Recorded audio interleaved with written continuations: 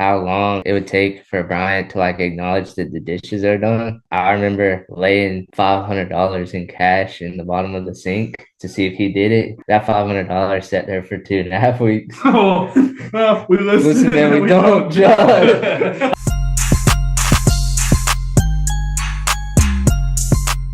I'm really excited for this episode. We Yeah. have something really good in store. We all believe. Yeah. Anyway, and we are coming off of a Georgia SEC championship. That's win. right. Go Dogs. Go Dogs.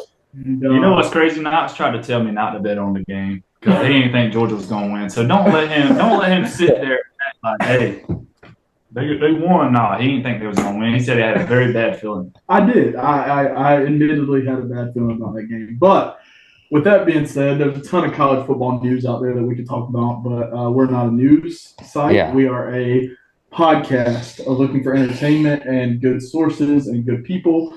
And so without further ado, well, with introduction, a dang good dog, one of my favorite linebackers of all time, one of my favorort players of all time. On my old Instagram, there's a post of him and Ramik Wilson. Ramik the freak. A sixth round draft pick of the Indianapolis Colts, an all SEC linebacker, Amarlo Herrera. Thank you. Appreciate the introduction. Hey, we appreciate you being on, man, taking some time out of your day to be with us. I wanted to start with a question to you. First of all, I gave you an introduction, but talk about yourself for a minute. Talk about your journey, kind of through high school, your recruitment process, that kind of stuff. High school, I went to North Clayton High School in College Park, Georgia. DJ Shockley played there. Morgan Brunette played there. I was actually coached by DJ Dad for 1 year. Started off as a DN and a tight end, and that was my freshman year of high school. I started half the season, and then the following year they moved me to linebacker because of my speed, and I was a lot skinnier than I am now. So I was around like 215, so you can't play outside linebacker DN at 215 in high school against all the people we was playing in. And so I kind of got my big break. We played Griffin in Griffin, Georgia. We know about that, Griffin. My 10th grade year, I had a scoop and score for a touchdown, and I played with a lot of athletes that was more talented than I am, and the caliber of players that was in Georgia at that time, it was crazy. And for me, at a sophomore in high school, doing the things that I was doing, I started getting letters and I started getting recruited. And so I was actually recruited by Tennessee first. They didn't offer me. It was when Lane Kiffin was there. That was the first college that I ever went to. I don't count Georgia Tech because I live in the city, so I don't count Georgia Tech. But going to Knoxville, Tennessee, Egg Berry is from my area. Yeah. And I went when they played South Carolina on Halloween, and they came out in the black jerseys, and Tennessee just had me head over heels. And so after that, my junior year, flashback, my 10th grade year, I went to, I don't know if y'all familiar with Rivals, or it was something. No, Rivals. Oh, Rivals. Yeah. It's like the website where they rank people, but they didn't have like big camps before they started inviting people and before it got real popular. They had a camp at it was the Georgia Dome then, and me, I'm just trying to get in, and so they had a limit, so they was only doing like a few, and they had a limit, and I couldn't get in, and I was like, man, this sucks. And it was one of the worst feelings ever. And I was like, I don't want to feel like this ever again. And so going into my junior year, I balled out. We played Griffin again, but this time we played Griffin on TV. we was I think we was number 4 and Griffin was number 2 and number 1. It was something like that. But we was both ranked, and we played on TV. And I had a tremendous game. And then I had a running back on my team who was very special. He was going to Ole Miss at the time. He was highly recruited. So it was crazy recruits at all of our games. And so they started to see me on defense because he was the star on offense. And I played defense lights out. And so I started picking up a lot of momentum, and I just started being recruited. And so I remember in my junior year, they have this thing called Junior Day, where colleges will invite a certain amount of players. This was back in the day, so I don't know if they still do the same thing. But they would invite a certain number of players to their junior day. So it's right after signing day or a little bit before signing day for their class that's coming in. And so I had everyone come to the school like around this time, inviting me to junior day. And I'd never been to Athens. I never been to the University of Georgia. And so they came, and my coach was like, this is the first time that I ever seen Mark Richt at my school, and I've been coaching X amount of years, and I have X amount of, kids that played college ball. Like, this is my first time seeing him actually come to my school. And I was afraid to fly at the time, so I wasn't going anywhere else for junior day if I had to fly. It was like, nope, no, you can recruit me, but if I have to get on a plane, I'm not going. Yeah, the wheels better stay on the ground. Yeah. And so I ended up going to Athens, and that experience on junior day was amazing. It was like, it was a different feel than what I was used to being in the city. And so one of the players he's one of my good friends, Corey Moore, he played at Griffin High School. He played in the league for a few years as well. We kind of bonded.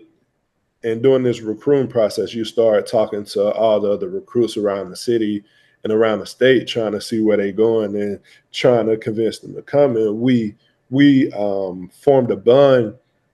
And so he had informed me that he was going to commit. And so I was like, man, I'm going to commit too. And so I was like the second person that Coach Mark Richt called in, because I didn't have an official offer from Georgia at the time. And so they'll have the introduction meeting, and then he'll pull people one by one. All right, let them know he's going to offer them or whatever. And so he ended up offering me. And so Corey had already had his offer because they had a lot of studs on that team down in Griffin. And I told him, I was like, man, I think I'm going to come here. And so he ended up telling all the recruiting service that I'm going to commit. He was like, yeah, Amarlo Herrera said you're going to commit. He coming to Georgia. And so like I didn't waver from it, because I knew that's where I wanted to be after I've been down there for that 4 hours. And my senior year kind of balled out, kept the momentum going, and then ended up, there my freshman year. I got hurt in camp, so I didn't practice in camp. I didn't do anything. So I just watched like the whole camp, and Alec Ogletree ended up breaking his foot Boise State game, like the first drive. He ended up playing another drive after that. Oh, y'all were in the pro combat unis. Yeah. Yeah. That everybody hate. I love those uniforms, by the way. Dude, they were tough. Yeah. They were tough. And so he ended up getting hurt, and I didn't know anything. And the night before that, my coach was like, Marlo, stay prepared. You never know what's going to happen. And so it happened. I looked over, a little bit of the playbook. The playbook is huge. So I looked over a little bit, got, familiar. I brushed up on the little things. But I went out there as a freshman against Boise State, against Kellen Moore, and they had a crazy offense at the time. He was the check down king.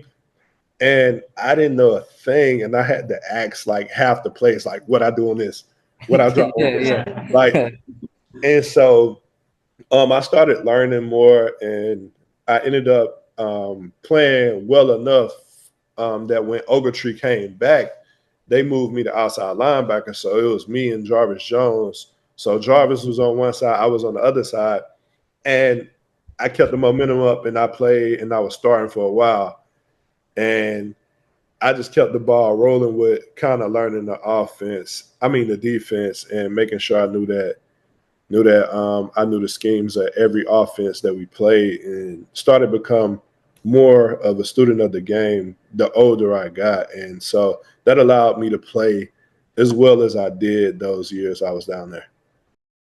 That's great, man. Yeah, when you first began talking, you said you started out at College Park as a tight end. It brought me back. I went to school. Crazy enough, we went to 3 different high schools, all of us, surrounding counties. But all of our high schools brought at least one UGA commit out of them. I don't know if you. I had Malik Herring at my high school. He started off as a tight end, moved to DN. He had Trayvon Marshall. Trayvon Walker. Or Trayvon Walker. Yeah. He's baller. David Marshall. Yeah, David played with me too. Yeah, and then CJ Allen plays there now. He went to Lamar County. Yeah, Logan, that's our linebacker. CJ. Yeah. So it's just cool. Yeah, you kind of talked about that Boise State game, and it got me thinking about, like, one of my favorite games I remember of you was the Clemson game. I don't remember exactly what year. I think it was at Clemson. At Clemson, yeah. When Todd Gurley ran that. Was it 14? No, that was 13. 13 we played at Clemson. Yeah. So what was your favorite game as a dog? Man, I would say besides the SEC championships, I would say those 2 Clemson games and like pretty much every South Carolina game. I have a few. So Clemson, the 2 Clemson games were ranked like 1 and 2, and then the LSU game is definitely 3. That was the high scoring back and forth. Yeah. Yeah, crazy. That was what's his name? Jack Matt Odell and Jarvis Landry. Yeah. Those guys. That's great. Insane. And then also I would say so South Carolina as well. So all of those, like all 4 South Carolina games I lost 3 of them, but they was all like tough games. Like the last one that we lost was at the end of the game, that quarterback sneak when they measured it wrong. And it's a crazy picture of the measurement, and they gave the first down. We still talk about that. Yeah, there's so many letdown spots. That's ridiculous. Oh, I mean, I remember how also different college football was then at that time compared to what it is now. Yeah, and so I kind of got a question. Yeah. What's kind of your take on the NIL and the transfer portal? And like, if that was a thing back when you were in college, how do you think you would have handled it? If you could have done a restart. NIL, I would have been a millionaire in college. Yeah. I think it's good for those guys if they use it the right way, and it's kind of a catapult because everybody isn't going to make it to the league, and some people are like just great college football players. I mean, I wasn't a standout in the league. I didn't get an opportunity to play as much as I would like, and so being able to capitalize off college makes a huge difference.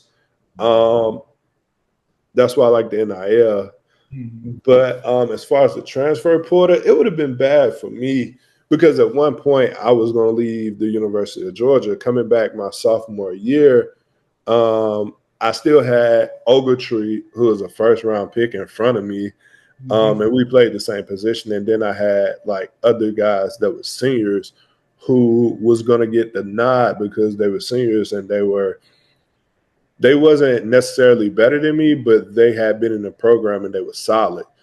And so at one point I was going to leave, and if the transfer portal was available, I probably would have took my chances. But I had a great teammate and a great friend, Damian Swan, was like, "You're not gonna play in front of Ogletree." Like like, and sometimes you need people to tell you those things. And he was like, "You're not gonna play in front of Ogletree. Like, try to play beside him. You're not gonna play in front of him." And I learned, and it made me learn more positions. And the more you know, the more valuable you become. And so Ogletree got hurt, and Ogletree got suspended that year for a few games, and I played while he was hurt. But when he came back, while he was suspended, but when he came back, they slid me over to the other position, and now I'm playing beside him. And having somebody tell you something real, like learn the other position to play beside him, and not having an easy exit route, kind of hardened me. And so I think the transfer portal is good for some players who won't have a chance to play where they are, but it's a scapegoat for those players who want a quick out and who don't want to put in the time and the effort to try to beat someone out. No doubt. I totally agree with that. I think it's also like, and it plays into the NIL stuff too. It's bad for the people who are just looking for an extra dollar. Yeah.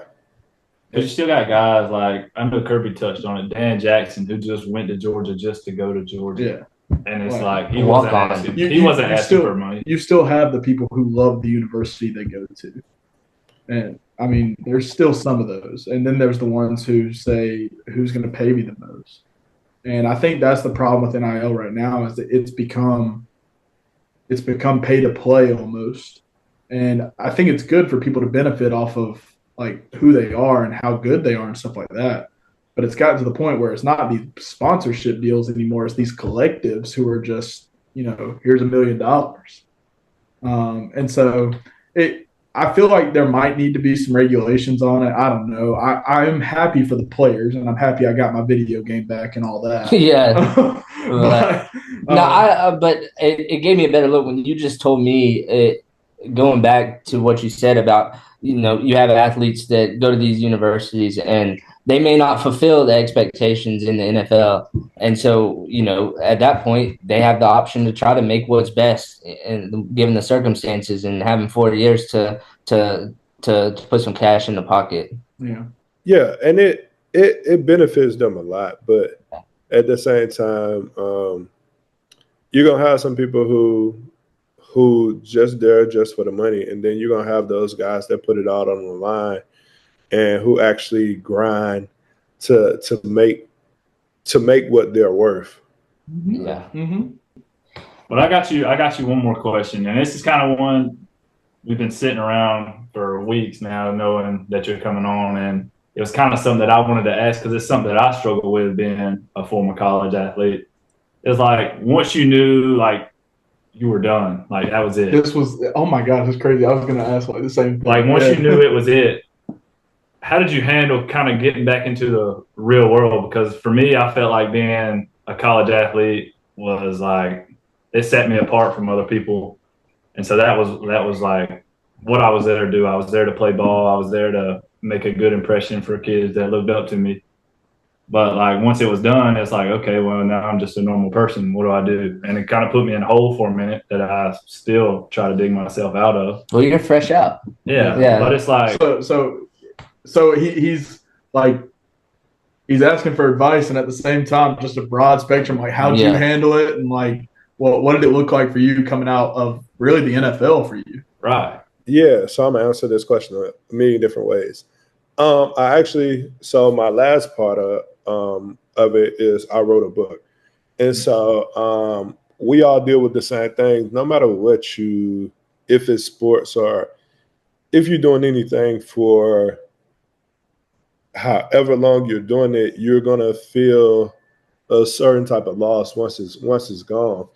And so with sports, it builds a lot of things. So you have your team chemistry that you're used to. You have your regiment that you're used to. So you're used to this, doing this at this time, going here. So you're used to that schedule that's been instilled from whenever Pop Warner, whenever you started playing. So you're used to all of those things. And when it's gone, it's like, all right, what I do now? What's next? And so for me, I kind of knew I was done. I didn't know, but I kind of had a feeling. So it was after I got cut from the Titans, and I went back to Athens. Had an amazing time at Florida Georgia game, Georgia Florida game, and I had a tryout with the Kansas City Chiefs, and I was unprepared, and me not being prepared for that workout kind of hurt me, and so I took a step back, and I went back to UGA, and so for me it was a little different because I didn't graduate at the time, and I had something to go back to, and so I went back to school, and I was around all of those guys that I just finished playing with, and all of these new guys that's coming along that's on their grind and on that journey. And so I was back at school, and I graduated. And after I graduated, then it was like, all right, what's next? And so I had a lot of conversations with my friend. Obviously, y'all seen me with Malcolm, y'all seen me with Keith. Yep. And so during these times, I would have like long conversation with these guys that's still playing. Todd is one of my best friends. So I'll be on the phone just talking with them and seeing what they're going through, and also venting. And at this time, I didn't know that was a type of therapy that I needed, because in my community, we don't take therapy as something that's positive. And so speaking with those guys and having those therapeutic conversations like helped me see that I was like in a slump, in a depression. And so obviously I started working in the real world. And so working in the real world, you see things a little different because we're so stuck in our niche.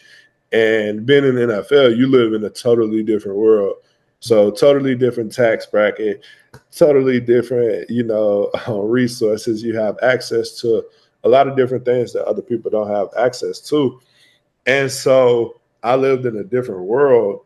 And then just being able to put myself back in that world, it felt a little different because at the same time, I'm not normal with what I've done. And so it was kind of hard to see, all right, I want to be normal. But at the same time, I'll never be normal because of what I've done and who I am and how I built myself up.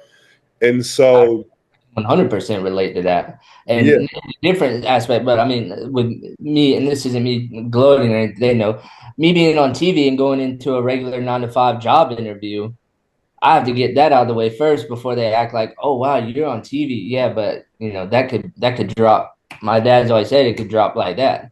Yeah, and I mean that's how I even know who you are. that's how we was able to. I mean, that's how we were able how we connected. To put together, the relationship that we have. But and then after being in the world, the real world, that's what I call it, the real world. Yeah. After being in the real world for a certain amount of time, I was able to reflect. And so during COVID, I wrote a book. And so it was all my emotion and everything I've been through and talking about my transition. And so what's your book called? It's called Was It Worth It?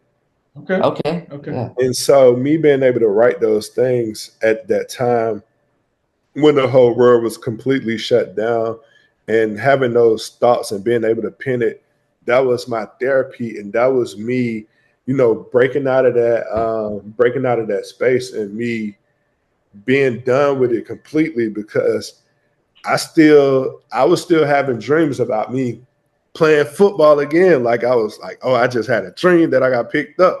Like I can go do it. And it's like, and it's like, yeah, bro, that ain't gonna happen.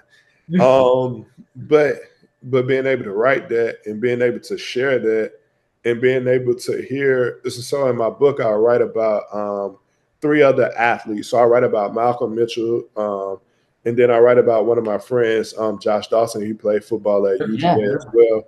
And then I write about one of my friends from high school. She ran track at Colorado, I think it's state, but she was a great college athlete.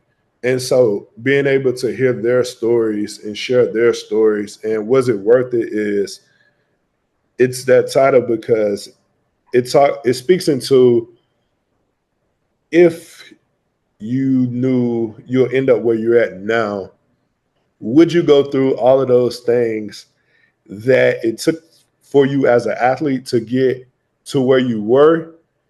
Would you do all of that over again, knowing the outcome is where you at now? Yeah. And so it gives you an insight of like, all right, we did all of this to get to where we at, but we will still do it again, knowing the outcome that we got. And so me knowing other people's story and knowing how they got to where they are, and it's kind of similar to where I'm at, even though the paths are different. The end where we end up is back in the real world, working as normal people.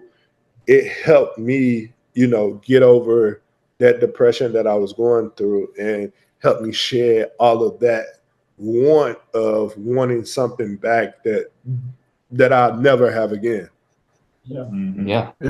Mental health is very real, and it's very real. I think now, without the point, like your age group, our age group, kind of that whole group in itself we're shining a bigger light on it than it was when we were in high school, middle school. You probably were in high school. It wasn't that recognizable. Yeah. So now that you're starting to see more resources on it, and especially geared towards people who are going through a loss, whether it be former careers or anything similar. I think we're on a linear but positive improvement on it. Yeah. I would say. Yeah, I feel the same way, and I feel a lot of people aren't scared to talk about it now, and everybody deal with depression. This just depends on how you deal with it. And so having everybody speak about it now is like, all right, that's cool. It's not as bad as people may deem it to be. Yeah. Right. It makes it more comfortable. It's no longer kind of, for some people, though, and I think the older generation, I can say that, I think they stigmatized it a little too much. And I think we're breaking out of kind of that stigma of depression is either fake or wrong. Or just a sign of weakness. Or a sign of weakness. Yeah. And I think we're breaking out of that. And I thank you for bringing that up, and I will definitely be getting your book now. Yeah, most definitely. For sure. We're gonna shoot me the link because we'll drop it in the video. We'll push it out, whatever. Yeah. And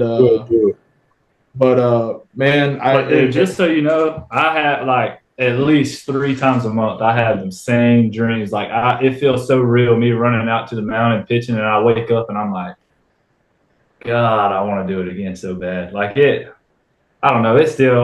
I still have trouble with it from time. I'm getting a little better at it, but I'll sit in my room at night and just scroll through. And he's coaching. He's coaching now too, and I think coaching's giving you a good plug for it right now. Yeah. But man, go ahead. Yeah, I was going to say, man, I definitely understand those dreams, man. Yeah.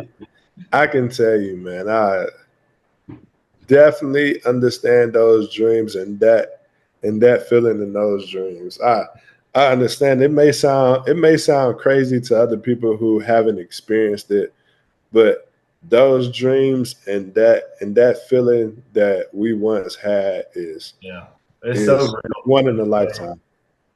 Yeah. Well, man, we appreciate you so much for being on. We appreciate you shining light on mental health. We appreciate you shining light on your career with the Dogs, because although we've talked over the past few years, we've never got true insight into really who you are and, your whole story, although we are just big Dog fans. And we watched you all the way through. And like I said, there was a post of you and Ramik on my old Instagram, and we can't thank you enough for being on. We definitely would like to have you on again sometime, and we'll chat about other things and all the happenings in the world. But thank you, man. One more thing before you go. Who you got winning the college football playoffs?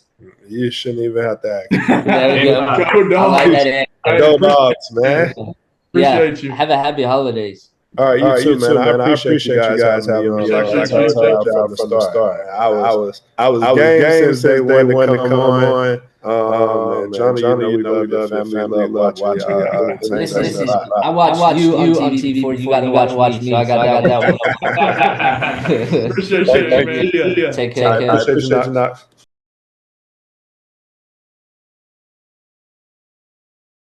Ladies and gentlemen, Amarlo Herrera. That was Amarlo Herrera. That was sick. That was great. Dude, what do you think about watching somebody so I'm going to ask y'all a question, open to the table. As a middle school kid, could you tell yourself, all right, in about 10, 11 years, we'll be doing a podcast at Slimmy's house and Amarlo will be talking about mental health with us? Yeah, there's no way. There's no chance. There's no way. No way. That just shows you the world we live in. Yeah. It's still just There's good. There's good. Yeah. And I had no idea he wrote a book. It makes sense. Yeah, makes sense. I mean, he's friends with Malcolm. He's friends with Malcolm. I didn't know he was tight with Keith. Yeah. I mean, I guess he did play with him. Yeah. I get it. So, I would love, obviously that's a huge thing for everybody. Comment 52 in the description. Yeah. Or in the comment section. 5-2, man. Yeah. That was great. DGG or DGD. Yeah. Just great guy, obviously. Great player. I did forget to ask him a question, and I'm gonna ask him about him. Yeah. I had a shower thought earlier that I'll ask him. Listen later. to this. I wanted to know if he played with Pat McAfee because he played for the Colts. Yeah, and McAfee was on the Colts. And I love Pat McAfee, but more than anything, I love Amarlo Herrera. Yeah, he's a wonderful guy. We have a picture with him. It's just crazy that kind of like you say, you watch somebody on a TV at such a young age that you almost idolize. Mm-hmm. Yeah. So like the whole Georgia football team, I'm pretty sure we could probably sit here and ramble off the whole starting. Oh yeah, on both sides of the ball. Yeah, Arthur Lynch, all of them. And so you watch that every Saturday, like we do still, and it's like, dude, like I wonder what it's like to be them. Or I wonder what it's like to talk to them or to know them, and then we're older than they were then. Yeah. Now. Yeah. And all it's of a so sudden, crazy. All of a sudden, you're on a podcast with somebody you look up to as a 12-year-old. Yeah. It's crazy. So I mean that there is crazy to me. And I'm getting advice from how do I get out of my ending college baseball funk. And that's from somebody who's got a resume. You know what's funny about that question? You started asking. My dad told me to ask that same thing because he sees so many people now like struggling with it, including you. Yeah. So you text me the other day and was like, "Hey, make sure you have a question or two ready." And that was I just didn't even have to write it in my notes because I have been looking to ask somebody that question for so long because it's such a tough question. That couldn't have been better for any of us right there. He answered my question because I did do some research on him. I'm not gonna lie, as far as high school goes, I didn't know he was a tight end. Yeah, he took the same route Malik did. Yeah, as far as tight end to end. So many players go both ways and all. He's a great guy. I'm very very thankful for him coming on. Hopefully we can do it again because there's so much more I could ask and so much more we could talk about. No doubt. I think we have a lot to talk about. I think next time we got to go see him in person. Yeah, we got to go have a B2D bowling night with Amarlo.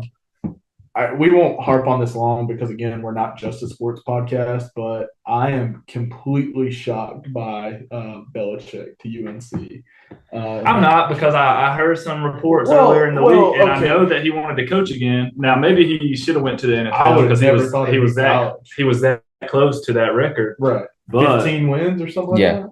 2 years he would have got that. I just hope that it works out because I can see where it could just be another old guy North Carolina. It's similar Mac Brown situation. Yeah, I could see where it was at. I think you got two different brains.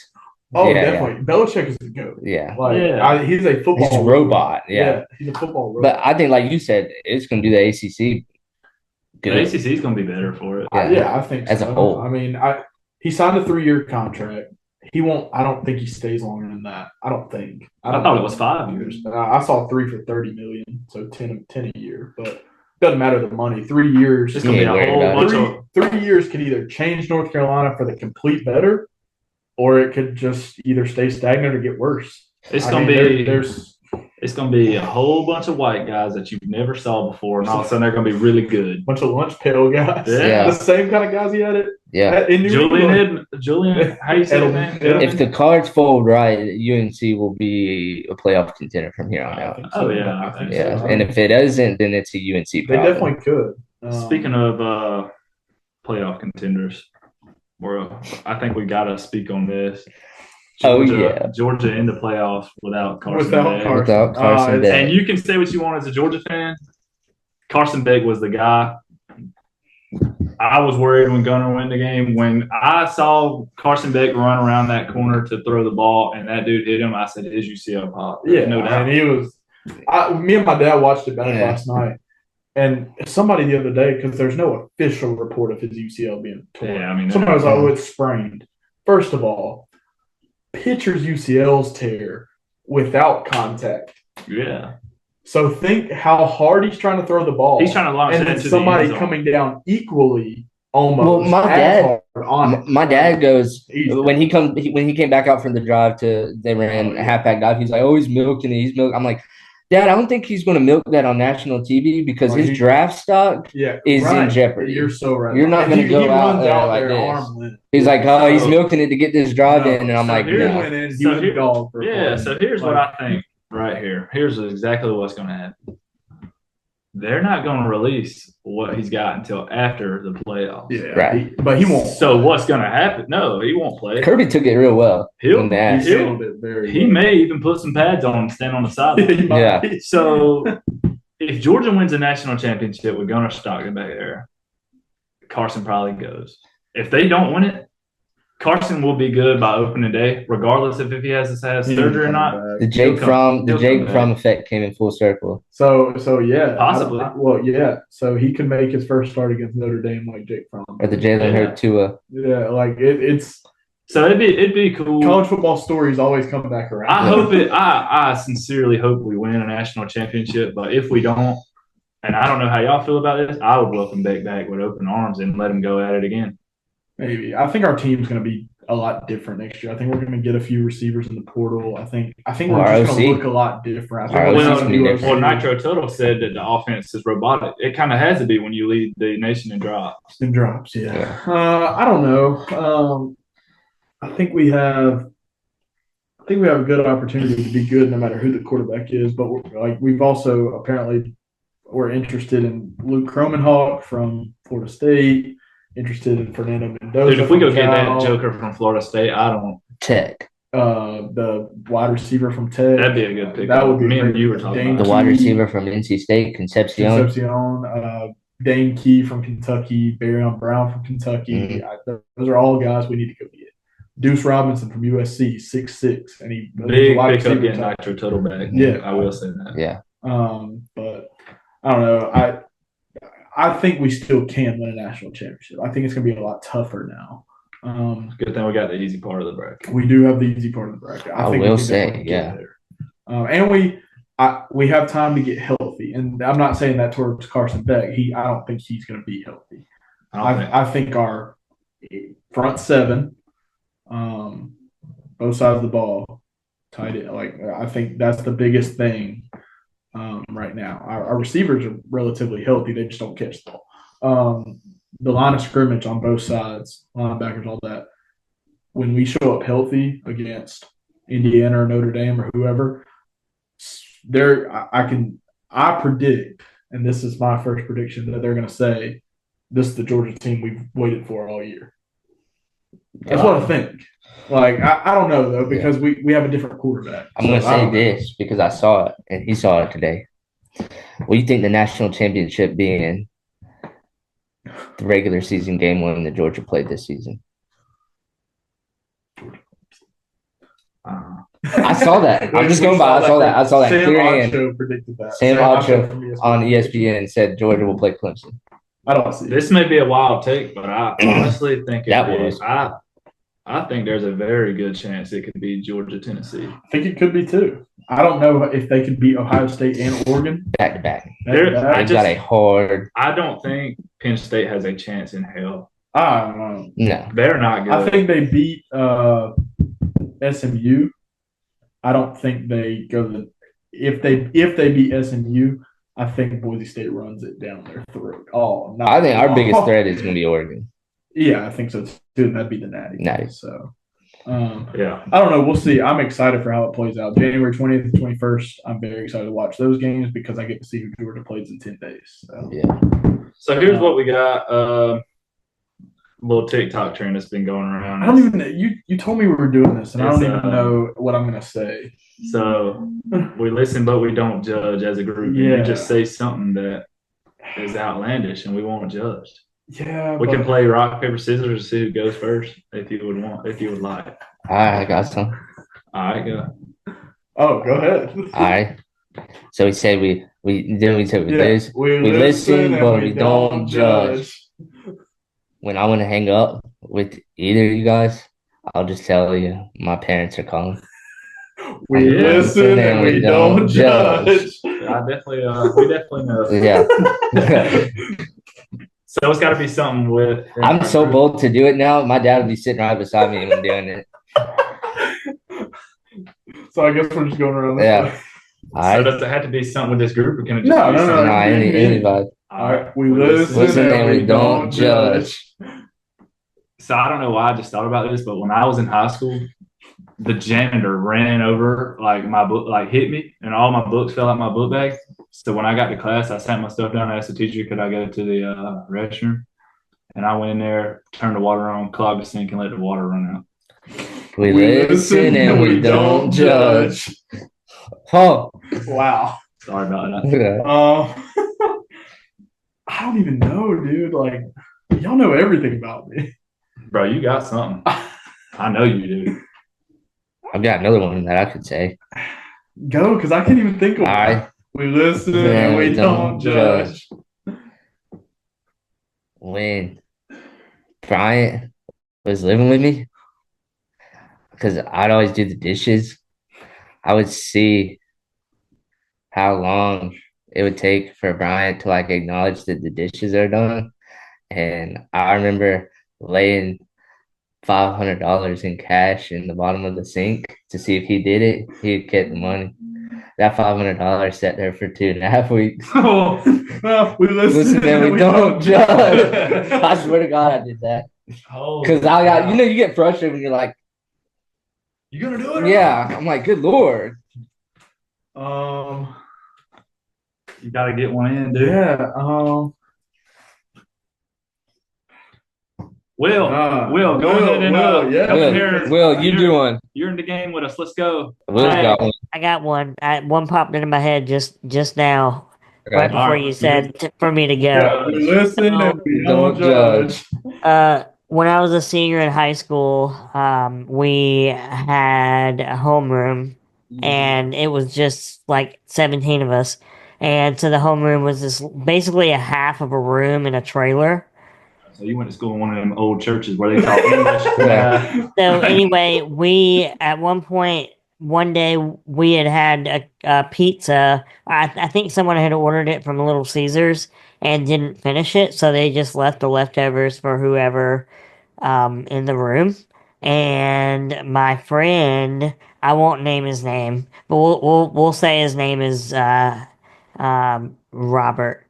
And so Robert takes the basically at this point, I think the pizza had been picked over by about half, and he lifted the cheese, knowing that there was only 6 of us guys, and we knew this one guy was particularly not. You can't go back to just saying you lifted the cheese, man. He's not hygienic, so we knew he was coming into the room shortly, and I watched him lift the cheese. He hawked the biggest loogie under the cheese, put it back down, and we came back after the next period and knew that our friend had eaten it because it was gone. Oh. We listen and we don't judge. No, hell no. I'm judging for that. That is nasty. Dude, that is sick, I have mine. I guess I'm guilty by association on that one. I didn't necessarily do it. I got another one. I got one. That's jail time. I'll You do go. mine and you go. That is jail time. So this All is right, gonna we listen, but we don't yeah, judge. we listen and we don't. Whatever. You'll probably judge me for this. If you want to know the reason why I'm so fat, my mom used to be like, "No, this is. I swear on everything that is holy, this is a true story, multiple times." Were we around for this? I mean, y'all were my friends, but like, no. Okay. My mom used to be like, "No, you can't. Like, you can't have a snack right now." I was young. Like y'all are my friends, but like not like we are now. Right. No, you can't have a snack right now. So I would get a snack, like shove it in my pocket or whatever, go to the bathroom, eat it in the bathroom, flush the wrapper, and then walk out like nothing happened. So yeah, we listen. You hear that to say? Yeah. To say he was still. I was flushing plastic down the toilet. So yeah. When we had all the septic problems, it was definitely my To this day, his dad's I was gonna ask. Black seal across all the seals. He goes, "It's another problem again." It was me. I'm sorry. It was you that flooded the upstairs. Yeah. Anyways, what's your next one? They pop up in that septic tank and be looking like the Frito-Lay factory in there. Yeah. The little Debbie factory. Yeah. So, first and foremost, I'm going to apologize to my dad before I say this. Wow. Sorry, Big Money. Really not even an apology because I didn't do anything wrong. I did something wrong, but I didn't tear it up. I want to take this chance to apologize. Yeah. So when I was in middle school, we lived on a dirt road, and it was end of the year. My dad had a work truck. They dropped me and my buddies off at the house and go back to work. We take his truck and drive it around the whole day, all around the dirt roads, drifting it around corners. I didn't know how to drive. I was 12, 13 years old. Yeah, we drove it all day. Oh, 12-year-old you in a full-size truck? Yeah. We listen. Say that and we don't judge. And my one buddy that was with me, or two buddies that were with me, they know who they are, and didn't get in trouble. I was not there. No, it wasn't. Neither one of them. But I didn't get in trouble, but he did notice it was moved. I blamed it on that. Look up after the show, Latarian Milton. Okay. It reminds me of that. There's a news story about a kid that kind of did the same thing, but he wrecked his car. Oh, almost. His grandma's car, and it was a viral news clip a few years ago. Anyway, that's what I'm saying. Like, the reason we started this was because we wanted to follow like our lives, and we need to do a better job at it. Yeah. I'm telling you. As far as like, well, I've got one right here. far as, We're like- listening, we don't judge. as far as like vlogs and stuff. But like, if you could have a camera on me full time, I'd either be in jail. Probably in jail. I'm glad we did. I got one more, All right, and he's in it. So we listen and we don't judge. We listen and we don't judge. Yeah, whatever. Now we're just telling. Me and Nux had this bright idea to clean the house while Mr. R were gone. I don't know why we did this, and we For a cleaned. second, I thought you were talking about today. No, we cleaned. We cleaned like hell. We used everything possible. Every cleaner, Every cleaner. white, every spray. Pine salt, just straight concentrate, everything. I mean, it smelled. First off, it smelled like fragrant. It's all hell, like dude. burning your nose. Yeah, straight pine salt concentrate. You know how you're supposed to mix it with water? Yeah, we were just. Yeah, just straight up, whole bottle. We didn't know. So I used this cleaner that was supposed to clean like wooden furniture stuff. And so it had oil. Wood floors because it had oil in it. And I was like, yeah, wood floors. We're gonna make the floors shiny. And I was just like, okay. we waxed these floors, dude. I'm talking, in his living room, right before you walk in the den or whatever. The hall to the front door. Sure, yeah. Yeah, that place. The foyer. Yeah, the foyer. Yeah. I mean, we waxed it. We were like down on the floor, like wiping it, bro. Dude. Like, we're like, oh, look at this dirt, bro. Yeah. We're probably like at that point, I was concerned. Now looking back, like the clear coat may be gone. Yeah, like, honestly. Yeah. So we're done. We're like, yeah, we did a good job. They're gonna notice. Like, they noticed it. Amy comes in. She's like, my God, it smells. And his dad walks in. On his ass. he goes, you know how he goes? He goes, good.